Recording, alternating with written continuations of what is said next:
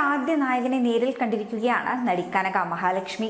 1989 പുറത്തിറങ്ങിയ കരകാട്ടക്കാരൻ എന്ന തന്റെ ആദ്യ ചിത്രത്തിൽ നായകനായ രാമരാജനെയാണ് കനക സന്ദർശിച്ചത്. യുവസംഗീത സംവിധായകൻ ധരൺ കുമാറിനൊപ്പമാണ് കനക തന്റെ പഴയകാല നായകൻ രാമരാജനെ കാണുവാനെത്തിയത്. ഒരുമിച്ച് ഉച്ചഭക്ഷണം കഴിക്കുകയും ഇരുവർക്കുമൊപ്പം ഒരുപാട് പഴയകാല സിനിമാ വിശേഷങ്ങൾ പങ്കുവെക്കുകയും ചെയ്തുവെന്ന് പ്രിയ താരങ്ങൾക്കൊപ്പമുള്ള ചിത്രത്തിനൊപ്പം ധരൺ കുറിക്കുന്നു.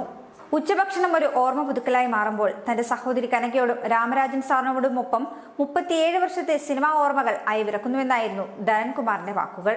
അതേസമയം ആദ്യ സിനിമയിൽ കണ്ട കനകയല്ല ഇന്ന്. രൂപവും ഭാവവും ഒക്കെ ഒരുപാട് മാറിയിരിക്കുന്നു. പഴയ കനകയായി തങ്ങൾക്ക് നടിയെ തിരികെ വേണമെന്നാണ് ആരാധകർ നടിയുടെ പുതിയ ചിത്രത്തിന് കമന്റായി കുറിക്കുന്നത്.